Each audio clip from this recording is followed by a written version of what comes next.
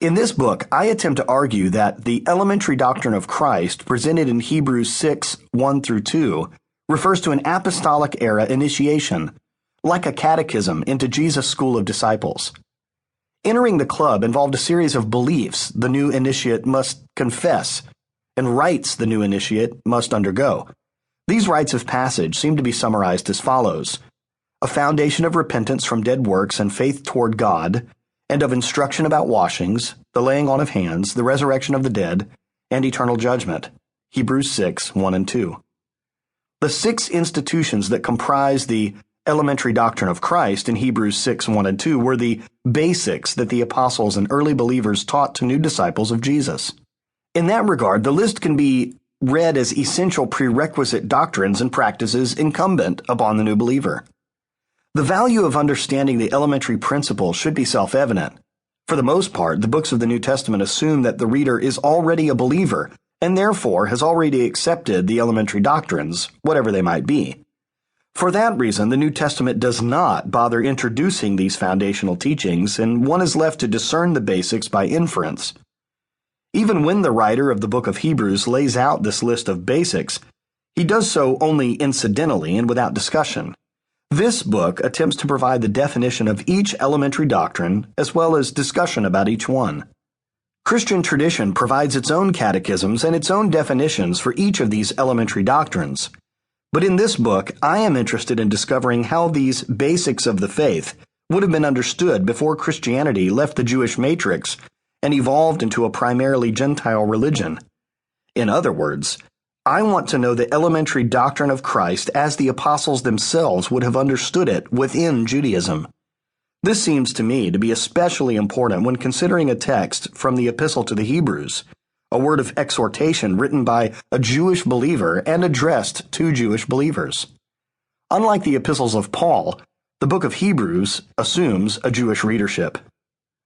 I first presented the contents of this book as Sabbath teachings at the Messianic Jewish congregation Beth Emanuel Sabbath Fellowship in Hudson, Wisconsin, in the year 2013. This printed edition contains several revisions and expansions to the material, but as in the original addresses, the teachings assume a readership already familiar with the theory of Messianic Judaism and the Jewish approach to Christianity. This is a book about Messianic Jewish reading of the New Testament, Christianity, and the Gospel. Messianic Judaism starts with the assumption that Christianity was originally Jewish. Jesus, the apostles, and all the first disciples were practicing Jews, who considered themselves part of Israel and the Jewish people. They did not envision themselves as the authors of a new religion. They considered themselves to be a sect within greater Judaism, a Reformation movement inspired by the teachings of Jesus, Yeshua of Nazareth, and by their conviction that he is the long-promised Messiah King. They belonged to the sect of the Nazarene, a first-century Jewish school of discipleship centered around Yeshua. They did not hold Jesus or the gospel message in antithesis to the law, the Torah of Moses. They upheld the words of Jesus.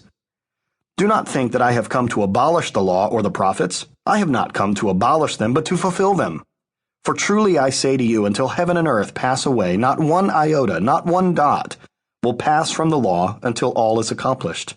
Therefore, whoever relaxes one of the least of these commandments and teaches others to do the same will be called least in the kingdom of heaven. But whoever does them and teaches them will be called great in the kingdom of heaven. Matthew 5:17-19.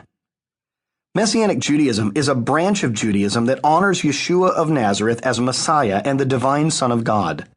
The modern Messianic Jewish movement was born from Christian missionary efforts to evangelize Jews.